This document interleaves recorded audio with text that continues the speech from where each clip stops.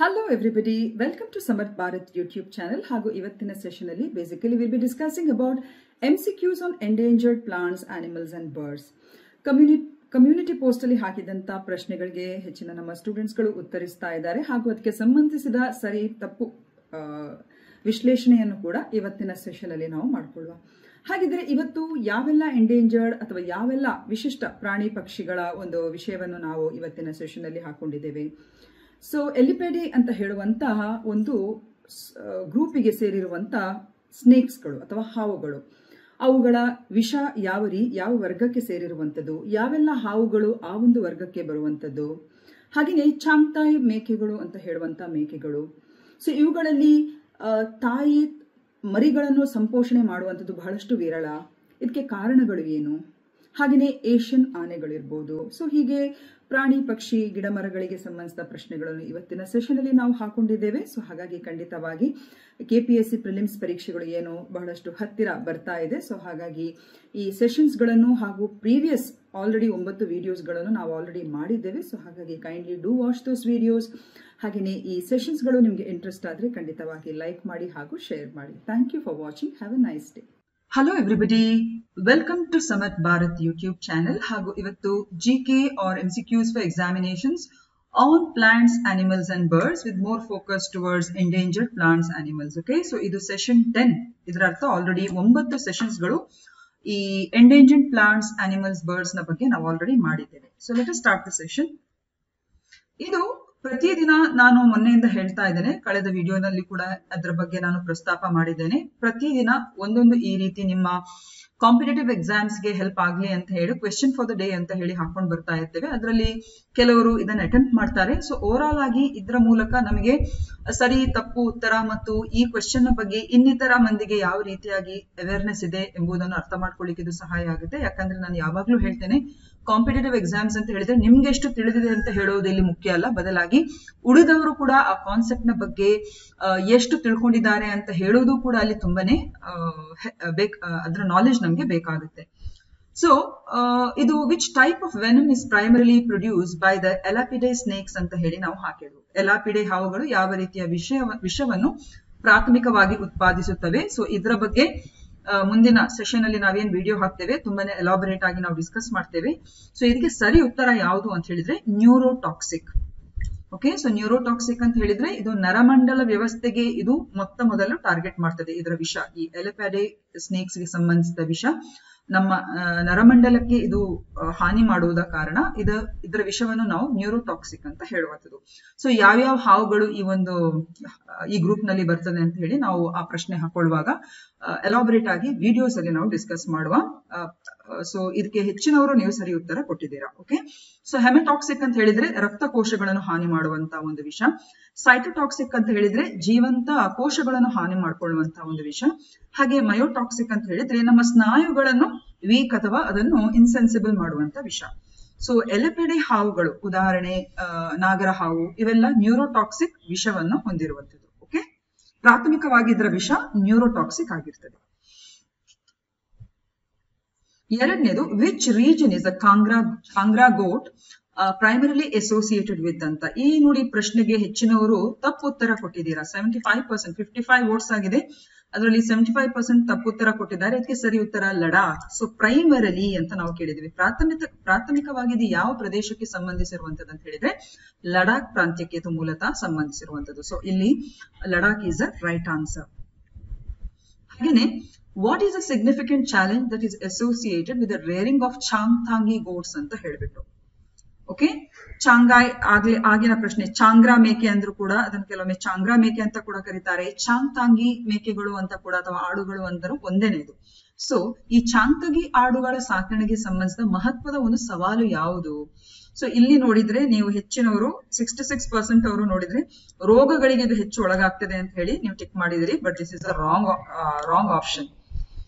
Correct ಉತ್ತರ ಇದಕ್ಕೆ poor ಮದರಿಂಗ್ ability, ಅಂದ್ರೆ ತಾಯ್ತನಕ್ಕೆ ಸಂಬಂಧಿಸಿದಾಗೆ ಇದು ತುಂಬಾ ಮಾನ್ಯತೆ ಕೊಡದಂತ ಒಂದು ಆಡಾಗಿದೆ. ಸೊ ಇದು ಹೇಗೆ ತಾಯ್ತನಕ್ಕೆ ಸಂಬಂಧಿಸಿದಾಗೆ ಇದರ ಒಂದು ಸಾಮರ್ಥ್ಯ ಹೇಗೆ ಕಳಪೆ ಮಟ್ಟದ್ದು, ಸೊ ಇದನ್ನು ನಾವು ಮತ್ತೆ ಡಿಸ್ಕಸ್ ಮಾಡುವ. ಡೆಫಿನೆಟ್ಲಿ ಇವತ್ತಿನ ಸೆಷನ್ ಅಲ್ಲಿ ಅತಿ ಸುದೀರ್ಘವಾಗಿ ಅದಕ್ಕೆ ಸಂಬಂಧಿಸಿದ ಒಂದು ಪ್ರಶ್ನೆ ಇದೆ. So we shall discuss it in that. Okay, so this is the wrong option here. ಹಾಗೇನೆ ನೋಡಿ, which of the following national parks in India is known for the snow leopard population. So ಇದಕ್ಕೆ ಸರಿ ಉತ್ತರ ಹೆಚ್ಚಿನವರು ಕೊಟ್ಟಿದ್ದಾರೆ. It is Hemis national park. Okay, so let us start today's session. How many of the above are the Elapidae snakes? Elapidae ಹಾವುಗಳು ಮೇಲಿನವುಗಳಲ್ಲಿ ಎಷ್ಟಿದೆ? So ಇಲ್ಲಿ king cobra, krait, black mamba ಅಂತ ಹೇಳಿದ್ದೇವೆ. So which of the following of the above are the Elapidae snakes?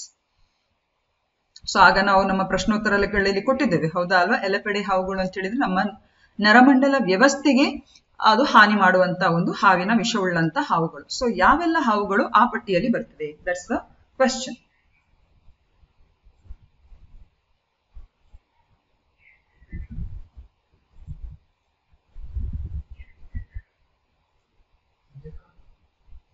Okay, ಇದಕ್ಕೆ ಸರಿ ಉತ್ತರ option C. That is, all three they belong to the Elapede snakes. King cobra, crate, black mamba. So ಇವು ಮೂರು ಕೂಡ ಇದರ ವಿಷ ಒಂದು ವೇಳೆ ಅದು ಹಾವುಗಳು ಕಚ್ಚಿದ್ರೆ ಅದರ ವಿಷ ನಮ್ಮ ನರಮಂಡಲ ವ್ಯವಸ್ಥೆಗೆ ಇದು ಟಾರ್ಗೆಟ್ ಆಗುತ್ತೆ. ಸೊ ಈ ಪ್ರಶ್ನೆಯನ್ನು ಹಾಕಿರುವಂತಹ ಉದ್ದೇಶ ಇಷ್ಟೇ. The researchers at the Indian Institute of Science in Bengaluru have created a synthetic human antibody that is capable of neutralizing a powerful neurotoxin that is produced by the Elapede snakes. So ಇದೇನ್ ಹೇಳ್ತದೆ? Indian institute of science ನ ಪ್ರತಿಷ್ಠಿತ ನಮ್ಮ Indian institute of science ನ ಸಂಶೋಧಕರು, ಇದು ಬೆಂಗಳೂರಿನಲ್ಲಿ ಇರುವಂತಹ ಸಂಸ್ಥೆ. ಸೊ ಈ ಸಂಸ್ಥೆಯ ಸಂಶೋಧಕರು ಈ ಎಲೆಪೆಡೆ ಹಾವುಗಳು ಉತ್ಪಾದನೆ ಮಾಡುವಂತ ಈ ಒಂದು ನ್ಯೂರೋಟಾಕ್ಸಿನ್ ಗಳೇನಿವೆ ಅದನ್ನು ಅದಕ್ಕೆ ಎಗೇನ್ಸ್ಟ್ ಆಗಿ ಅದನ್ನು ನ್ಯೂಟ್ರಲೈಸ್ ಮಾಡುವಂತ ಒಂದು ಸಿಂಥೆಟಿಕ್ ಹ್ಯೂಮನ್ ಆಂಟಿಬಾಡಿಯನ್ನು ಒಂದು ಕ್ರಿಯೇಟ್ ಮಾಡಿದ್ದಾರೆ. ಅಂದ್ರೆ ಮಾನವ ಪ್ರತಿಕಾಯವನ್ನು ಅವರು ಸಂಶ್ಲೇಷಿತ ಅಂದ್ರೆ ಸಿಂಥೆಟಿಕ್ ಅಂದ್ರೆ ಲ್ಯಾಬೋರೇಟರಿಯಲ್ಲಿ ಅವರು ಸಿಂಥಸೈಸ್ ಮಾಡಿದಂತ ಒಂದು ಹ್ಯೂಮನ್ ಆಂಟಿಬಾಡಿಯನ್ನು ಅವರು ಸಿಂಥಸೈಸ್ ಮಾಡಿದ್ದಾರೆ. ಸೊ ಹಾಗಾಗಿ ವಿಷಯವನ್ನು ನಾವು ನಿಮಗೆ ಹಾಕಿದ್ದೇವೆ. ಹಾಗೂ ಈ ಪ್ರಶ್ನೆಯ ಮೂಲಕ ನೀವು ಒಂದು ತಿಳ್ಕೊಳ್ಬೇಕು, ಕಿಂಗ್ ಕೋಬ್ರಾ ಅಂದ್ರೆ ನಾಗರ ಹಾವು, ಹಾಗೇನೆ ಕ್ರೇಟ್ ಹಾಗೂ ಬ್ಲಾಕ್ ಮಾಂಬಾ ಇದು ಆಫ್ರಿಕಾದಲ್ಲಿ ತುಂಬಾನೇ ಸಾಮಾನ್ಯವಾಗಿರುವಂತಹ ನಾಗರ ಹಾವಿನ ರೀತಿಯಲ್ಲಿ ಇರುವಂತಹ ಒಂದು ಹಾವು. ಸೊ ಇವು ಮೂರು ಕೂಡ ಎಲೆಪೆಡೆ ಸ್ನೇಕ್ಸ್ ಅಂತ ಹೇಳುವಂತ ಗುಂಪಿಗೆ ಬರುವಂತದ್ದು. ಹಾಗಿದ್ರೆ ಎಲಪಿಡ್ಸ್ ಅಂತ ಹೇಳಿದ್ರೆ ಅದು ಯಾವ ಕುಟುಂಬಕ್ಕೆ ಸೇರಿದಂತಹ ಹಾವುಗಳು? Elapids are a diverse family of venomous snakes which have hollow front fangs that deliver venom and include 300 species across various habitats globally. So elapids ಅಂತ ಹೇಳಿದ್ರೆ ಇದೊಂದು ವಿಷಪೂರಿತ ಹಾವುಗಳ ಒಂದು ವೈವಿಧ್ಯಮಯ ಕುಟುಂಬಕ್ಕೆ ಸೇರಿದಂತಹ ಒಂದು ಹಾವಿನ ಸಮೂಹ. ಈ ಒಂದು ಕುಟುಂಬಕ್ಕೆ ಸೇರಿದಂತಹ ಹಾವುಗಳು ಹೆಚ್ಚಾಗಿ ಟೊಳ್ಳಾದ ಮುಂಭಾಗದಲ್ಲಿ ಕೋರೆ ಹಲ್ಲುಗಳನ್ನು ಹೊಂದಿದ್ದು ಆ ಹಲ್ಲುಗಳ ಮೂಲಕ ಅದು ಅದರ ವೈರಿಯನ್ನು ಅಥವಾ ಎನಿಮಿಯನ್ನು ಡಿಸ್ಟೆಬಿಲೈಸ್ ಮಾಡ್ಲಿಕ್ಕೆ ವಿಷವನ್ನು ಆ ಮೂಲಕ ಅದು ಚುಚ್ಚುವಂಥದ್ದು. ಹಾಗೂ ಈ ಒಂದು ವರ್ಗಕ್ಕೆ ಅಥವಾ ಈ ಕುಟುಂಬಕ್ಕೆ ಸೇರಿದಂತ ಈ ಹಾವುಗಳು ಸರಿಸುಮಾರು 300 ಜಾತಿಗಳನ್ನು ಒಳಗೊಂಡಿದೆ ಅಂತ ಹೇಳ್ತಾರೆ. ಸೊ ಹಾಗಾಗಿ option C is a right answer. ಹಾಗೂ ಕಿಂಗ್ ಕೋಬ್ರಾ ಅಂತ ಹೇಳುವಂಥದ್ದು IUCN ಪಟ್ಟಿಯಲ್ಲಿ ಇದು ವಲ್ನರಬಲ್ ಅಂತ ಹೇಳುವಂತಹ ಗುಂಪಿಗೆ ಬರುತ್ತೆ. ಹಾಗೇನೆ ಹೆಚ್ಚಿನ ಕ್ರೇಟ್ ಸ್ಪೀಶೀಸ್ಗಳು ಅದು ಕೂಡ ಮಂಡಲದ ಹಾವುಗಳು ಅಂತ ಹೇಳಿ, ನನಗೆ ಕ್ರೇಟ್ ಸ್ಪೀಶೀಸ್ಗೆ ಕನ್ನಡದಲ್ಲಿ ಏನು ಪರ್ಯಾಯ ಪದ ಅಂತ ಗೊತ್ತಾಗುದಿಲ್ಲ. ನಂಗನ್ಸದೆ ಮಂಡಲದ ಹಾವುಗಳು ಅಂತ ಹೇಳ್ಬೋದು ಏನೋ. ಯಾರಿಗಾದ್ರೂ ಗೊತ್ತಿದ್ರೆ please go out the answer. ಕನ್ನಡದಲ್ಲಿ ಕ್ರೇಟ್ಗೆ ಏನ್ ಹೇಳ್ತಾರೆ ಅಂತ ಹೇಳಿ. ಇದು ಕೂಡ ವಿಷಪೂರಿತ ಹಾವು. ಇದರಲ್ಲಿ ಬೇರೆ ಬೇರೆ ರೀತಿಯ ಸ್ಪೀಶೀಸ್ ಅನ್ನು ಕಾಣಬಹುದು. ಕಾಮನ್ ಕ್ರೇಟ್, ಬ್ಯಾಂಡೆಡ್ ಕ್ರೇಟ್ ಅಂತ ಹೇಳಿಬಿಟ್ಟು ಇದು ಲೀಸ್ಟ್ ಕನ್ಸರ್ನ್ ಸ್ಟೇಟಸ್ ಅಲ್ಲಿ ಇರುವಂತದ್ದು. ಹಾಗೆಯೇ ಬ್ಲಾಕ್ ಮಾಂಬಾ ಕೂಡ ಲೀಸ್ಟ್ ಕನ್ಸರ್ನ್ ಅಲ್ಲಿ ಇರುವಂತದ್ದು. ಇದು ನಿಮ್ಮ ಮಾಹಿತಿಗೆ. ಈ ಪ್ರತಿಯೊಂದು ಹಾವುಗಳ ಒಂದು ರೀತಿಯ ವಿಷಯವನ್ನು ಸಂಕ್ಷಿಪ್ತವಾಗಿ ನಾವು ತಿಳ್ಕೊಳ್ಳುವಂತ ಪ್ರಯತ್ನ ಮಾಡುವ. ನೋಡಿ ಕಿಂಗ್ ಕೋಬ್ರಾ ಅಂತ ಹೇಳುವಂಥದ್ದು, ಆಫಿಫ್ಯಾಗಸ್ ಹನಾ ಅಂತ ಹೇಳುವಂಥದ್ದು ಇದರ ಸೈಂಟಿಫಿಕ್ ಹೆಸರು. ಇದು ವಿಷಪೂರಿತ ಹಾವುಗಳಲ್ಲಿ ತೀರಾ ಒಂದು ಉದ್ದಗಿರುವಂತಹ ಹಾವುಗಳು. ಸರಿಸುಮಾರು 18 ಫೀಟ್ ಅಷ್ಟು ಅದು ಉದ್ದ ಇರ್ತದೆ. ಮತ್ತು ಇದರ ಡಯಟ್ ಸ್ಪೆಷಲೈಸೇಷನ್ ನೀವು ನೋಡಿದ್ರೆ ಇದು ಆಫಿಯೋಫೇಗಸ್ ಅಂತ ಹೇಳುವಂಥದ್ದು. ಆಫಿಯೋಫೇಗಸ್ ಅಂತ ಹೇಳಿದ್ರೆ this snake is a snake eater. ಇದರ ಅರ್ಥ ಈ ನಾಗರ ಹಾವು ಬೇಸಿಕಲಿ ಇತರ ಸಣ್ಣ ಪುಟ್ಟ ಹಾವುಗಳು ಮತ್ತು ವಿಷಪೂರಿತ ಹಲ್ಲಿ ಇತ್ಯಾದಿಗಳನ್ನು ಅಥವಾ ಇತರ ಸಣ್ಣ ಪ್ರಾಣಿಗಳನ್ನು ಕೂಡ ಅದು ತಿನ್ನುವಂಥದ್ದು. ಹಾಗೆ ಇದು ತೀರಾ ಒಂದು ರೀತಿ ಇಂಟೆಲಿಜೆಂಟ್ ಅಂತ ಹೇಳಿದ್ರೆ ತೀರಾ ಚುರುಕಾಗಿರುವಂತಹ ಹಾವು ಇದು ಹಾವುಗಳಲ್ಲಿ. ಯಾಕಂದ್ರೆ ತುಂಬಾನೇ ಕಾಶಿಯಸ್ ಆಗಿರ್ತದೆ. ಹಾಗೇನೆ ಡಿಫೆನ್ಸಿವ್ ಪೋಸ್ಚರ್ಸ್ ಅನ್ನು ತುಂಬಾನೇ ಬೇಗನೆ ಅಂದ್ರೆ ಅದಕ್ಕೆ ಅಟ್ಯಾಕ್, ಅದಕ್ಕೆ ಥ್ರೆಟನ್ ಇದೆ ಅಂತ ಹೇಳುವಾಗ ಇದ್ದಕ್ಕಿದ್ದಾಗೆ ಅದು ತನ್ನ ಡಿಫೆನ್ಸಿವ್ ಪೋಸ್ಚರ್ ಅನ್ನು, ಹೆಚ್ಚಾಗಿ ನಾಗರ ಹಾವು ಹೆಡೆ ಬಿಚ್ಚಿ ನಿಲ್ಲುವಂತದನ್ನು ನಾವೆಲ್ಲ ನೋಡಿರ್ತೇವೆ, ಹೌದಾ ಅಲ್ವಾ? ಸೊ ಫಸ್ಟ್ ಇದು ಮಾಡುವಂತದ್ದು ಅದನ್ನು ಹೆದರಿಸ್ಲಿಕ್ಕೆ, ತನ್ನ ಅದಕ್ಕೆ ಹೇಳೋದು ತನ್ಗೆ ಥ್ರೆಟನ್ ಕೊಟ್ಟಂತ ವ್ಯಕ್ತಿ ಇರ್ಬೋದು ಅಥವಾ ಪ್ರಾಣಿ ಇರ್ಬೋದು, ಅದನ್ನು ಹೆದರಿಸ್ಲಿಕ್ಕೆ ಈ ರೀತಿಯಾಗಿ ಅದು ಹೆಡೆ ಬಿಚ್ಚುವಂಥದ್ದು. So it is highly aware and ಒಂಥರ ಕಾಶಿಯಸ್ ಇನ್ ನೇಚರ್ ಅಂತ ಹೇಳ್ಬೋದು. ಹಾಗೇನೆ ಇದಕ್ಕೆ ಇರುವಂತ ಒಂದು ಯುನೀಕ್ ಫುಡ್ ಮತ್ತು ಹಿಸ್, ಅದೊಂದು ರೀತಿ ಸೌಂಡ್ ಮಾಡ್ತದೆ, ಅದು ಹಿಸ್ಸಿಂಗ್ ಆಫ್ ಅ ಸ್ನೇಕ್ ಅಂತ ಹೇಳುವಂಥದ್ದು. ಅಂಡ್ ಇದು ಬೇರೆ ಹಾವುಗಳು ಅಲ್ಲ, ಬದಲಾಗಿ king cobra has this hissing feature also. And of course ಇದು ಹೆಚ್ಚಿನ ವಿಷಪೂರಿತ ಹಾವುಗಳಲ್ಲಿ ಇದರ ವಿಷ ಕೂಡ ತುಂಬಾನೇ ಡೆಡ್ಲಿ ಆಗಿರುವಂಥದ್ದು. ಓಕೆ, ಸೊ ಒಂದು ಸಿಂಗಲ್ ಬೈಟ್ ಇಂದ ನ್ಯೂರೋಟಾಕ್ಸಿಕ್ ವಿಷವನ್ನು ನಮ್ಮ ವ್ಯಕ್ತಿಗೆ ಅವನ ನರ್ವಸ್ ಸಿಸ್ಟಮ್ ಪ್ಯಾರಾಲಿಸಿಸ್ ಮಾಡುವಂತ ಒಂದು ಶಕ್ತಿಯನ್ನು ಹೊಂದಿದೆ. ಹಾಗೂ ಟ್ರೀಟ್ಮೆಂಟ್ ಸರಿಯಾದ ಹೊತ್ತಲ್ಲಿ ಸಿಗದೆ ಹೋದ್ರೆ ಅದು ಸಾವಿಗೂ ಕೂಡ ಅದು ಕಾರಣ ಆಗ್ತದೆ. ಹಾಗೆ ಇದು ನೋಡಿ ಕ್ರೇಟ್ ಅಂತ ಹೇಳುವಂಥದ್ದು, ಬುಂಗಾರಸ್ ಕೆರಿಯೋಲಿಸ್ ಅಂತ ಹೇಳುವಂಥದ್ದು ಇದರ ಸೈಂಟಿಫಿಕ್ ಹೆಸರು. ಇದರಲ್ಲೂ ಕೂಡ ನಾನಾ ರೀತಿಯ ಒಂದು ಸ್ಪೀಶೀಸ್ ಗಳಿದೆ. ಇದ್ರದ್ದು ಕೂಡ ಅಷ್ಟೇ ವಿಷ ನ್ಯೂರೋಟಾಕ್ಸಿನ್ ಗುಂಪಿಗೆ ಸೇರುವಂಥದ್ದು. ನ್ಯೂರೋಟಾಕ್ಸಿನ್ ಅಂತ ಹೇಳಿದ್ರೆ ನಮ್ಮ ನರಮಂಡಲ ವ್ಯವಸ್ಥೆಯ ಮೇಲೆ, ಅಂದ್ರೆ it causes paralysis in the affected person or animal. ಕೆಲವೊಮ್ಮೆ ಇದರ ವಿಷ ಎಷ್ಟು ಸ್ಟ್ರಾಂಗ್ ಆಗಿದೆ ಅಂತ ಹೇಳಿದ್ರೆ ಕೆಲವು ಸಲ ರೆಸ್ಪಿರೇಟರಿ ಫೇಲಿಯರ್, ಅಂದ್ರೆ ಉಸಿರಾಟದ ಒಂದು ತೊಂದರೆಯನ್ನು ಕೂಡ ಇದು ಉಂಟು ಮಾಡ್ತದೆ. And it's the poison is extremely dangerous. ಇದರ ಒಂದು ಯುನೀಕ್ ಕ್ಯಾರೆಕ್ಟರಿಸ್ಟಿಕ್ಸ್ ಅಂತ ಹೇಳಿದ್ರೆ ಇಟ್ಸ್ ಅ ನಾಕ್ಟರ್ನಲ್ ಹಂಟ್. ಅಂದ್ರೆ ಈ ಕ್ರೇಟ್ ಅಂತ ಹೇಳುವಂತ ಈ ಗುಂಪಿಗೆ ಸೇರಿದ ಹಾವುಗಳಿದೆಯಲ್ಲ, ಹಗಲು ಹೊತ್ತು ತುಂಬಾನೇ ಅದು ಇನ್ಆಕ್ಟಿವ್ ಆಗಿರ್ತದೆ, ಹೆಚ್ಚು ಅದು ಬೆಳಕಿಗೂ ಕಾಣುವುದಿಲ್ಲ. ಇದು ಸಂಜೆ ರಾತ್ರಿ ಹೊತ್ತು ತೀರಾ ಆಕ್ಟಿವ್ ಆಗಿರುವಂತದ್ದು. ಇನ್ಫ್ಯಾಕ್ಟ್ ಅದು ಬೇಟೆಯಾಡುವುದು ಕೂಡ ಅದು ಸಣ್ಣ ಹಾವುಗಳನ್ನು, ಹುಳ, ಹುಪ್ಪಡಿ, ಜಿರಳೆ ಅಥವಾ ಜಿರಳೆ ಅಲ್ಲ ಹಲ್ಲಿ ಇತ್ಯಾದಿಗಳನ್ನೆಲ್ಲ ಅದು ರಾತ್ರಿ ಆದ ನಂತರ ಇದು ಬೇಟೆಯಾಡುವಂಥದ್ದು. Is it clear? ಸೊ ಇದೊಂದು ಅದರ ವಿಶೇಷತೆ, ನಾಕ್ಟರ್ನಲ್ ಹಂಟ್. ಇನ್ನೊಂದು ಅದರ ಅಪಿಯರೆನ್ಸ್ ನೋಡುವಾಗ ಒಂಥರ ಶೈನಿ, ಡಾರ್ಕಿಶ್ ಮತ್ತು ಒಂಥರ ಗ್ಲಾಸ್ ಸರ್ಫೇಸ್ ಇದ್ದ ಹಾಗೆ ಅದರ ಚರ್ಮದ ಬಣ್ಣ. ಓಕೆ, ಕೆಲವು ಸ್ಪೀಶೀಸ್ ಗಳಲ್ಲಿ ಒಂದು ರೀತಿ ಯೆಲ್ಲೋ ಅಥವಾ ವೈಟ್ ಬ್ಯಾಂಡ್ ಗಳು ಕೂಡ ಈ ರೀತಿಯಾಗಿ ಇರ್ತದೆ. ಸೊ ಈ ಕಲರೇಷನ್ ಕೂಡ ಒಂದು ರೀತಿ ಈ ಪೊಟೆನ್ಶಿಯಲ್ ಪ್ರಿಡೇಟರ್ಸ್ ಗಳಿಗೆ ವಾರ್ನ್ ಮಾಡ್ಲಿಕ್ಕೆ ಇರುವಂತಹ ಒಂದು ವಿಶಿಷ್ಟವಾಗಿರುವಂತಹ ಲಕ್ಷಣ ಇದ್ರದ್ದು. ಮತ್ತು ಡಾಸೈಲ್ ಡ್ಯೂರಿಂಗ್ ದ ಡೇ, ಆಗ್ಲೇ ಹೇಳಿದಾಗೆ ಹೆಚ್ಚಿನ ವಿಷಪೂರಿತ ಹಾವುಗಳು ದಿನದಲ್ಲೂ ಕೂಡ ಒಂದು ರೀತಿ ಆಕ್ಟಿವ್ ಆಗಿರುತ್ತೆ. ಬಟ್ ಇದು ಹಾಗಲ್ಲ, ಇದು ತುಂಬಾನೇ ವೀಕ್ ಆಗಿರ್ತದೆ. ದಿನದಲ್ಲಿ ಇದು ಯಾವುದೇ ರೀತಿಯ ಒಂದು ಆಕ್ಟಿವಿಟಿಗೆ ಒಳಗಾಗುವುದಿಲ್ಲ. ರಾತ್ರಿ ಮಾತ್ರ ಇದು ತೀರಾ ಒಂದು ರೀತಿ ಆಕ್ಟಿವ್ ಆಗಿ ಅದು ಬೇಟೆಯೆಲ್ಲ ಆಡುವಂಥದ್ದು. ಹಾಗೂ ಈ ರೀತಿಯ ಹಾವುಗಳು ಅಂದ್ರೆ ಈ ಕ್ರೇಟ್ ಗುಂಪಿಗೆ ಸೇರಿದಂತಹ ಹಾವುಗಳು ಇದೆಯಲ್ಲ, ಹೆಚ್ಚಾಗಿ ಸೌತ್ ಈಸ್ಟ್ ಏಷ್ಯಾ ಮತ್ತು ಲೈಕ್ ಇಂಡಿಯಾ, ಬಾಂಗ್ಲಾದೇಶ್, ಶ್ರೀಲಂಕಾ, ನೇಪಾಲ್ ಇಲ್ಲಿ ತುಂಬಾನೇ ಕಾಮನ್ ಆಗಿ ಕಂಡು ಬರುವಂತಹ ಹಾವು. ಇನ್ನೊಂದು ನಾವು ಮೆನ್ಷನ್ ಮಾಡಿರುವಂತದ್ದು ಬ್ಲ್ಯಾಕ್ ಮಾಂಬಾ. ಇದು ವಿಷಪೂರಿತ ಹಾವುಗಳಲ್ಲಿ ತೀರಾ ಫಾಸ್ಟ್ ಆಗಿರುವಂತಹ ಒಂದು ಹಾವು. ಇದಕ್ಕೆ ಡೆಂಡ್ರಾಸ್ಪಿಸ್ ಪಾಲಿಪ್ಲಿಸಿಸ್ ಅಂತ ಹೇಳುವಂಥದ್ದು ಇದರ ಸೈಂಟಿಫಿಕ್ ಹೆಸರು. ಇದು ನೋಡಿ ಪರ್ ಅವರ್ ಅಂದ್ರೆ ಒಂದು ಗಂಟೆಗೆ ಪ್ರತಿ ಸುಮಾರು 12 ಮೈಲ್ ಅಥವಾ 20 ಕಿಲೋಮೀಟರ್ ಸ್ಪೀಡ್ ಅದು ಕ್ರಾಲ್ ಮಾಡುವಂತ ಒಂದು ಕೆಪಾಸಿಟಿ ಇರುವಂತದ್ದು. ಹಾಗೂ ಸ್ವಿಫ್ಟ್ ಆಗಿ ಇದರ ಆಕ್ಟಿವಿಟಿ ಇದೆಯಲ್ಲ, ಇತರೆ ಹಾವುಗಳಿಗಿಂತ ತೀರಾ ಸ್ವಿಫ್ಟ್ ಆಗಿ ಫಾಸ್ಟ್ ಆಗಿರುವಂತ ಮೂವ್ಮೆಂಟ್ ಇದು ಹೊಂದಿರುವಂತದ್ದು. ಇದರ ವಿಷ ಕೂಡ ಅಷ್ಟೇ, it is one of the most venomous in the world. ಹಾಗೂ ಪೋಟೆಂಟ್ ನ್ಯೂರೋಟಾಕ್ಸಿನ್. ವಿದಿನ್ 20 ಮಿನಿಟ್ಸ್ ಸರಿಯಾದ ರೀತಿಯಲ್ಲಿ ಟ್ರೀಟ್ ಮಾಡದೆ ಹೋದ್ರೆ ಈ ವಿಷಪೂರಿತ ಕಡಿತ ಬ್ಲ್ಯಾಕ್ ಮಾಂಬಾದು 20 ನಿಮಿಷದೊಳಗೆ ಒಂದು ವ್ಯಕ್ತಿಗೆ ಅಥವಾ ಒಂದು ಪ್ರಾಣಿಗೆ ಸಾವನ್ನು ತರಬಲ್ಲದು. ಆಗ್ಲೇ ಹೇಳಿದಾಗೆ ಇದರ ವಿಷ ಕೂಡ ಅಷ್ಟೇ ನಮ್ಮ ಕ್ರೇಟ್ ನ ವಿಷದ ಹಾಗೆ ರೆಸ್ಪಿರೇಟರಿ ಫೇಲಿಯರ್ ಅನ್ನು ಕೂಡ ತರುತ್ತದೆ. ಹಾಗೇನೆ ಬ್ಲ್ಯಾಕ್ ಮಾಂಬಾ ಅಂತ ಹೇಳಿದ್ರೆ ಇದರ ಅರ್ಥ ಈ ಹಾವು ಕಪ್ಪು ಕಲ್ಲರ್ ಇದಂತಲ್ಲ. ಇದರ ಹಾವಿನ ಕಲರ್ ಯೂಶುವಲಿ ಒಂದು ರೀತಿ ಕಂದು ಬಣ್ಣ ಅಥವಾ ಆಲಿವ್ ಗ್ರೀನ್ ಬಣ್ಣದ್ದಿರುತ್ತೆ. ಬಟ್ ಬ್ಲ್ಯಾಕ್ ಮಾಂಬಾ ಅಂತ ಹೇಳಿ ಯಾಕೆ ಇದಕ್ಕೆ ಹೆಸರು ಅಂತ ಹೇಳಿದ್ರೆ, ಇದು ಬಾಯಿ ಓಪನ್ ಮಾಡಿದಾಗ ಇಲ್ಲಿ ಈ ನಾಗರಹಾವಿಗೆ ಇದ್ದ ಹಾಗೆ ಎರಡು ಒಂದು ರೀತಿಯ ಹಲ್ಲುಗಳ ಜೊತೆಯಲ್ಲಿ ಈ ಕ್ಯಾವಿಟಿ ಇದೆಯಲ್ಲ, ಅದರ ಓರಲ್ ಕ್ಯಾವಿಟಿ ಅದೊಂಥರ ಬ್ಲ್ಯಾಕ್ ಕಲರ್ ಈ ರೀತಿಯಾಗಿ ಇರುವಂತದ್ದು. ಇಂಕಿ black, shiny black. Is it clear? So ಇದಕ್ಕೆ ಸಿಟ್ಟು ಬಂದಾಗ ಅಥವಾ ಇದಕ್ಕೆ ಥ್ರೆಟನ್ ಆದಾಗ ಈ ರೀತಿಯಾಗಿ ಅದರ ಬಾಯನ್ನು ಓಪನ್ ಮಾಡ್ತದೆ. ಸೊ ಹಾಗಾಗಿ ಇದಕ್ಕೆ ಬ್ಲ್ಯಾಕ್ ಮಾಂಬಾ ಅಂತ ಹೇಳೋದು. ಸೊ ಹಾವು ಫಿಸಿಕಲ್ ಆಗಿ ಅದು ಬ್ಲ್ಯಾಕ್ ಕಲರ್ ಇರುವಂತದ್ದಲ್ಲ, ಈ ರೀತಿಯಾಗಿ ಅದರ ಬಾಯಿ ಓಪನ್ ಮಾಡಿದಾಗ ಈ ರೀತಿಯಾಗಿ ಬ್ಲ್ಯಾಕ್ ಕಲರ್ ಇರುವಂತದ್ದು. So this is for information.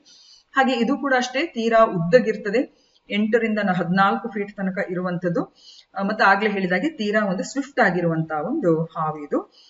ಮತ್ತೆ ಇದು ಹೆಚ್ಚಾಗಿ ಅಂದ್ರೆ ಭೂಮಿಯ ಮೇಲ್ಗಡೆ ಇರುವಂತಹ ಹಾವು. ಮತ್ತೆ ಅದಕ್ಕೆ ಥ್ರೆಟನ್ ಅಂತ ಆದ್ರೆ ಅದು ತೀರಾ ಅಗ್ರೆಸಿವ್ ಆಗಿ ನಾಗರ ಹಾವಿನ ರೀತಿಯಲ್ಲೇ ಅದು ಒಂಥರ ಹೆಡೆಯನ್ನು ಎತ್ತಿ ಈ ರೀತಿಯಾಗಿ ಬಾಯನ್ನು ಓಪನ್ ಮಾಡುವಂತಹ ಒಂದು ಹಿಸ್ಸಿಂಗ್ ಸೌಂಡ್ ಅನ್ನು ಕೂಡ ಇದು ಹೊಂದಿರ್ತದೆ. So this is black mamba. So black mamba, crate ಮತ್ತು ಕಿಂಗ್ ಕೋಬ್ರಾ ಇವೆಲ್ಲವೂ ಕೂಡ ನ್ಯೂರೋಟಾಕ್ಸಿಕ್ ವಿಷವನ್ನು ಹೊಂದಿರುವಂತಹ ಹಾವುಗಳು, and they are highly venomous.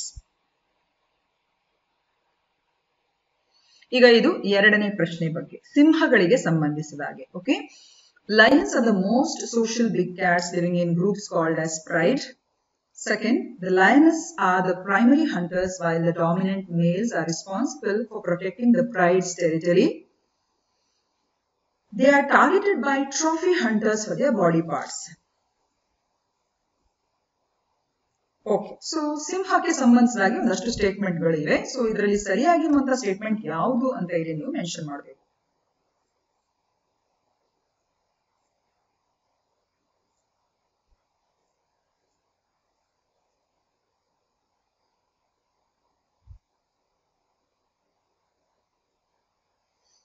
Okay, ಇಲ್ಲಿ ಸರಿ ಉತ್ತರ option C, that is all the 3 statements are right. So ಸಿಂಹಗಳು ಅಂತ ಹೇಳಿದ್ರೆ ಅದರ ಗುಂಪು ಇದೆಯಲ್ಲ, ಅದನ್ನು ನಾವು ಇಂಗ್ಲಿಷ್ ನಲ್ಲಿ ಪ್ರೈಡ್ ಅಂತ ಕರಿತೇವೆ. Group of Lions are called as a pride. ಹಾಗೂ ಈ ಸಿಂಹಗಳ ಒಂದು ಈ ಪ್ರೈಡ್ ಅಲ್ಲಿ ಅಥವಾ ಗುಂಪಲ್ಲಿ ಹೆಣ್ಣು ಸಿಂಹಗಳು ಇದೆಯಲ್ಲ, ಅದು ಪ್ರಾಥಮಿಕವಾಗಿ ಬೇಟೆಯಾಡುವಂತದ್ದು ಸಿಂಹಿಣಿಗಳು ಅಥವಾ ಲಯನೆಸಸ್. ಗಂಡು ಸಿಂಹ ಏನ್ ಮಾಡ್ತದೆ ಅಂತ ಹೇಳಿದ್ರೆ ಅವರ ಪ್ರೈಡಿನ ಆ ಪ್ರದೇಶ ಅಂತ ಏನಿದೆ ನೋಡಿ, ಅದನ್ನು ರಕ್ಷಿಸುವಂತ ಜವಾಬ್ದಾರಿಯನ್ನು ಅದು ಹೊಂದಿರ್ತದೆ. ಹಾಗೂ ಸೊ ಇಲ್ಲಿ 2 ಸ್ಟೇಟ್ಮೆಂಟ್ಗಳು ಕೂಡ ಕರೆಕ್ಟ್. ಹಾಗೂ ಮೂರನೇದಾಗಿ ಈ ಸಿಂಹಗಳು ಬೇಸಿಕಲಿ ಮನುಷ್ಯನಿಂದ ಯಾವಾಗ ಸಾಯಿಸಲ್ಪಡ್ತಾರೆ ಅಂತ ಹೇಳಿದ್ರೆ ಟ್ರಾಫಿ ಹಂಟರ್ಸ್ ಅದನ್ನು ಹೆಚ್ಚಾಗಿ, ಅಥವಾ ಟ್ರೋಫಿ ಬೇಟೆಗಾರರು ಈ ಸಿಂಹಗಳನ್ನು ಅದರ ಬೇರೆ ಬೇರೆ ದೇಹದ ಭಾಗಗಳಿಗಾಗಿ ಅದನ್ನು ಕೊಂದು ಬೇಟೆಯಾಡ್ತಾರೆ. So definitely statement 3 is right. ಈಗ ನಿಮ್ಗೆ ಅನ್ಸ್ಬೋದು ಏನಪ್ಪಾ ಇದು ಟ್ರೋಫಿ ಹಂಟರ್ಸ್ ಅಂತ ಹೇಳಿಬಿಟ್ಟು. ನೋಡಿ, ಟ್ರೋಫಿ ಹಂಟರ್ಸ್ ಅಂತ ಹೇಳಿದ್ರೆ ಸಿಂಹದ ದೇಹದ ಭಾಗಗಳಿಗೋಸ್ಕರ, ಅಂದ್ರೆ ಯಾವುದೇ ವೈಯಕ್ತಿಕ ಅದರ ಮೀಟ್ ಅಥವಾ ಮಾಂಸಕ್ಕೋಸ್ಕರ ಅಥವಾ ಇನ್ಯಾವುದಕ್ಕೋಸ್ಕರ ಅದನ್ನು ಬೇಟೆಯಾಡುವುದಲ್ಲ, ಬದಲಾಗಿ ಆ ಸಿಂಹದ ಬೇರೆ ಬೇರೆ ಭಾಗಗಳನ್ನು ಒಂದು ರೀತಿ ಶೋಕೇಸ್ ಮಾಡ್ಲಿಕ್ಕೆ ಅಥವಾ ಪ್ರದರ್ಶಿಸ್ಲಿಕ್ಕೆ ಇಡುವಂತ ಉದ್ದೇಶದಿಂದ ಯಾವಾಗ ಬೇಟೆಯಾಡ್ತಾರೆ ನೋಡಿ, ಅದಕ್ಕೆ ನಾವು ಟ್ರಾಫಿ ಹಂಟಿಂಗ್ ಅಂತ ಹೇಳುವಂಥದ್ದು. ಈಗ ನಿಮ್ಗೆ ಅನ್ಸ್ಬೋದು, ಮೇಡಮ್ ಈ ರೀತಿ ಟ್ರಾಫಿ ಹಂಟಿಂಗ್ ಈಗಲೂ ಕೂಡ ಉಂಟಾ ಅಂತ. ಹೌದು, ಸಿಂಹಗಳನ್ನು ಈಗಲೂ ಕೂಡ ಕೆಲವು ದೇಶಗಳು ಸಿಂಹ ಮಾತ್ರ ಅಲ್ಲ, ಬೇರೆ ಪ್ರಾಣಿಗಳನ್ನು ಕೂಡ ಟ್ರೋಫಿ ಹಂಟಿಂಗ್, ಕೆಲವು ಆಫ್ರಿಕನ್ ದೇಶಗಳಲ್ಲಿ ಲೈಕ್ ನಮೀಬಿಯಾ, ಅಲ್ಲಿ ಟ್ರೋಫಿ ಹಂಟಿಂಗಿಗೆ ಒಂದು ಪ್ರೊವಿಷನ್ ಉಂಟು.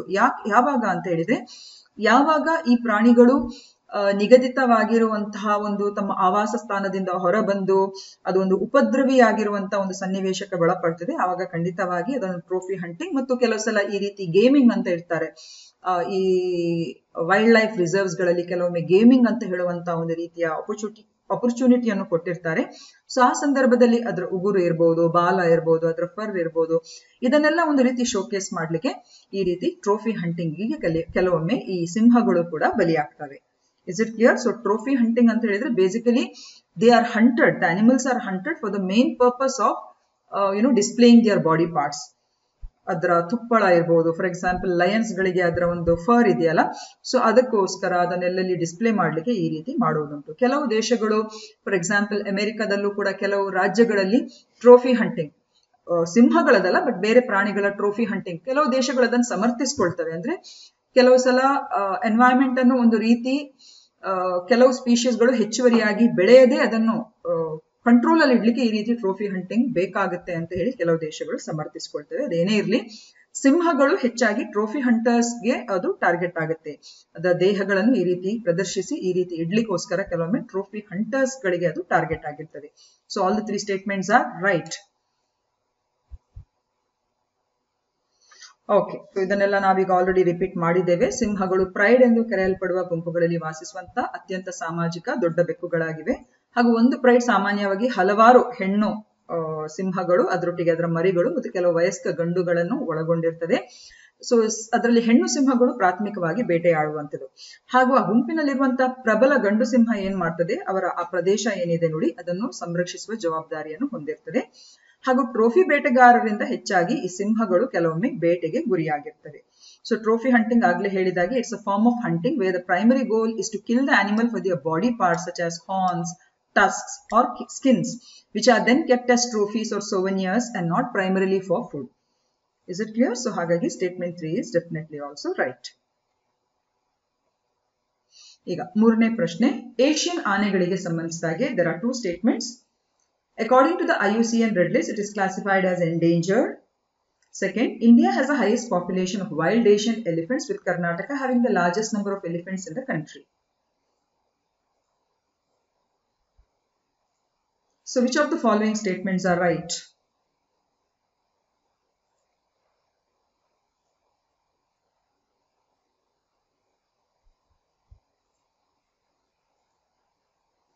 Yes, illi option C here is the right answer. Okay, both the statements are right. In IUCN Red List ಪ್ರಕಾರ ಏಷ್ಯನ್ ಆನೆಗಳು ಎಂಡೇಂಜರ್ಡ್ ಸ್ಥಿತಿಗತಿಯನ್ನು ಹೊಂದಿವೆ ಹಾಗೂ ಭಾರತದಲ್ಲಿ ಅತಿ ಹೆಚ್ಚಿನ ಸಂಖ್ಯೆಯಲ್ಲಿ ಏಷ್ಯನ್ ಆನೆಗಳು ಹೊಂದಿದೆ ಹಾಗೂ ಕರ್ನಾಟಕ ರಾಜ್ಯ ಇದೆಯಲ್ಲ ದೇಶದಲ್ಲಿ ಅತಿ ಹೆಚ್ಚು ಆನೆಗಳನ್ನು ಹೊಂದಿರುವಂತದ್ದು. So both the statements are right. Option C is the right answer.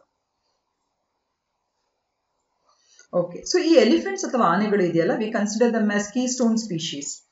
As well as in India, it is considered as a natural heritage animal of India. ನೈಸರ್ಗಿಕ ಪರಂಪರೆಯ ಪ್ರಾಣಿ ಕೂಡ ಹೌದು ಭಾರತದ್ದು ಹಾಗೂ ಆನೆಗಳು ಕೀಸ್ಟೋನ್ ಜಾತಿಗಳು. ಕೀಸ್ಟೋನ್ ಜಾತಿಗಳು ಅಂತ ಹೇಳಿದ್ರೆ ಈ ಪ್ರಾಣಿಗಳು ಅಥವಾ ಅನಿಮಲ್ಸ್ಗಳು ಒಂದು ವೇಳೆ ಪರಿಸರದಲ್ಲಿ ಒಂದು ಹೆಚ್ಚು ಕಡಿಮೆ ಆದ್ರೆ ಅದು ಒಂದು ಸರಣಿ ಪ್ರಾಣಿ ಪಕ್ಷಿಗಳ ಮೇಲೆ ಅದು ಪ್ರಭಾವ ಬೀರ್ತದೆ. ಸೊ ಅಂತಹ ಒಂದು ಸ್ಪೀಶೀಸ್ ಅನ್ನು ನಾವು ಕೀಸ್ಟೋನ್ ಸ್ಪೀಶೀಸ್ ಅಂತ ಹೇಳುವಂಥದ್ದು.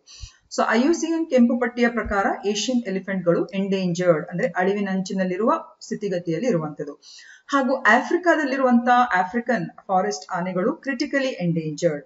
ಹಾಗೆ ಆಫ್ರಿಕಾದಲ್ಲಿರುವಂತಹ ಸವಾನಾ ಎಲಿಫೆಂಟ್ಸ್ ಅಂತ ಹೇಳಿದ್ರೆ ಈ ಕೆನ್ಯಾ ತಾಂಜೇನಿಯಾ ಆ ಭಾಗದಲ್ಲಿ ಸವಾನಾ ಹುಲ್ಲುಗಾವಲು ಪ್ರದೇಶದಲ್ಲಿ ಕೂಡ ಈ ಆಫ್ರಿಕನ್ ಆನೆಗಳು ಸಿಗುತ್ತೆ, ಅದನ್ನು ಸವಾನಾ ಆನೆಗಳು ಹೇಳ್ತೇವೆ.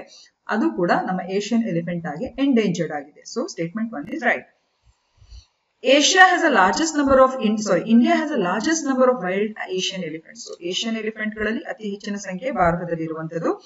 The elephant population in the country is estimated to over 30,000. So ಸರಿಸುಮಾರು 30,000 ಆಸುಪಾಸಿನಲ್ಲಿ ಈ ಆನೆಗಳ ಸಂಖ್ಯೆ ನಮ್ಮ ದೇಶದಲ್ಲಿ ಇರುವಂತದ್ದು ಹಾಗೂ ಕರ್ನಾಟಕ ಹೈಯೆಸ್ಟ್ ಎಲಿಫೆಂಟ್ ಪಾಪ್ಯುಲೇಷನ್ ಭಾರತದಲ್ಲಿ ಹೊಂದಿರುವಂತದ್ದು. So statement 2 is definitely correct. So Karnataka is a home to one of the largest populations of Asian elephants in India according to the 2017 All India Elephant Census, which is the most recent comprehensive survey available. Elephant population in India, in Karnataka is approximately 6,049 elephants were recorded in India. ಅದರ ಎರಡನೇ ಸ್ಥಾನದಲ್ಲಿ ಅಸ್ಸಾಂ ಇದೆ, ಮೂರನೇ ಸ್ಥಾನದಲ್ಲಿ Kerala, followed by Tamil Nadu and Odisha. Okay, so ಇಲ್ಲಿ ನೋಡಬಹುದು India's total elephant population as on 2017 is somewhere close to 30,000, that is 27,312. Close to 30,000, but highest is in Karnataka. Okay, fourth question. With reference to the Changra goat, consider the following statements. They are reared by a nomadic tribe known as Changpa. They have a reasonably long coat of silky and lustrous hair. The females nourish their kids till they attain maturity.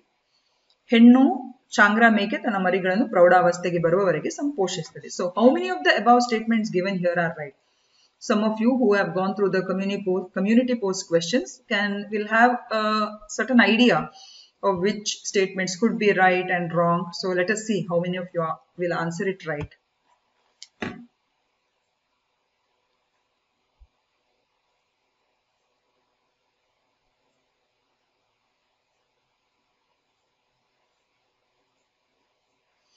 Okay, for this the right answer is option B.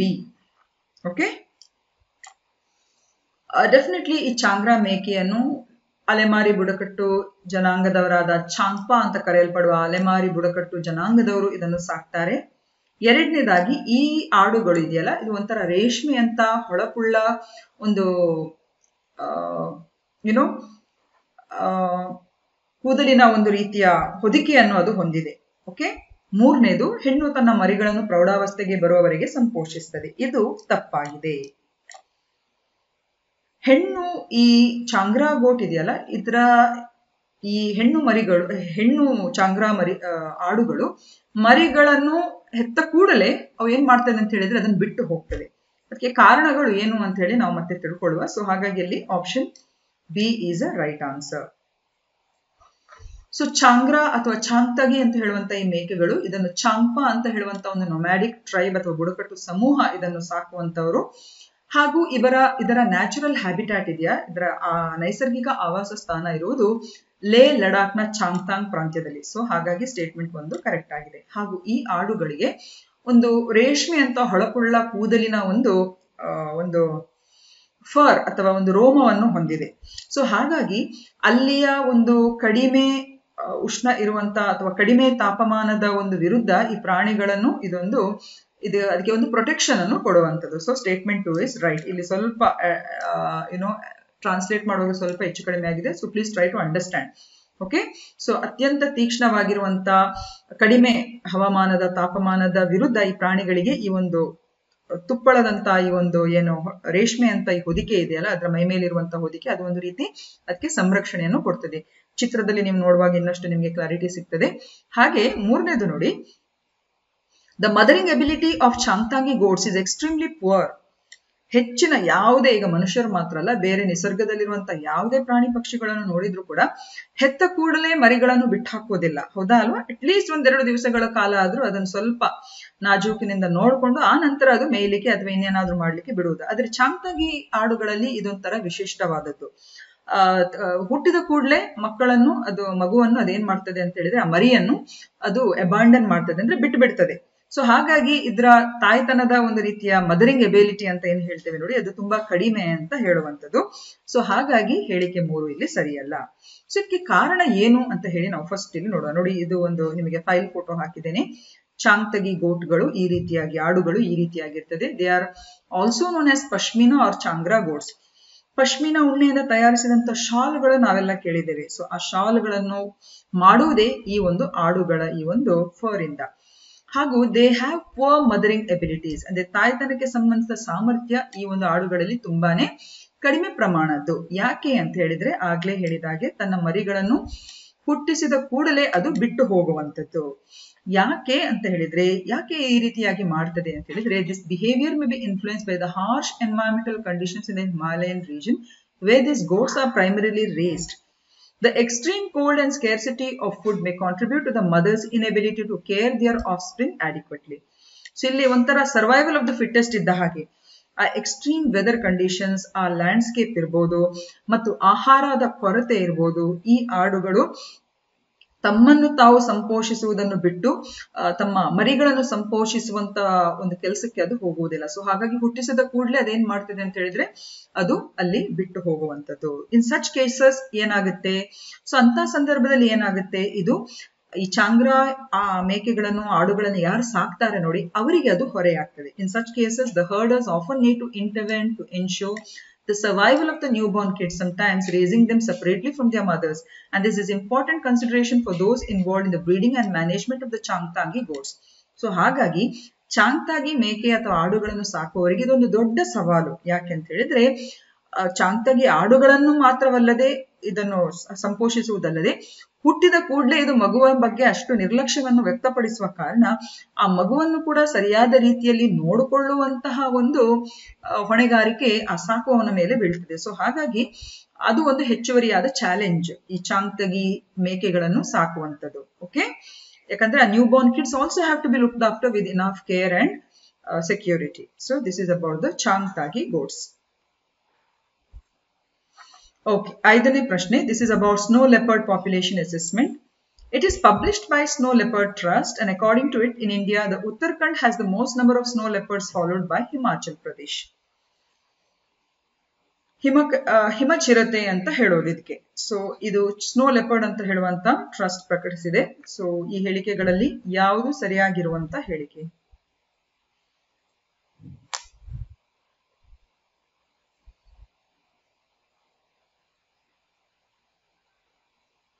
S, ಇದಕ್ಕೆ ಸರಿ ಉತ್ತರ option D.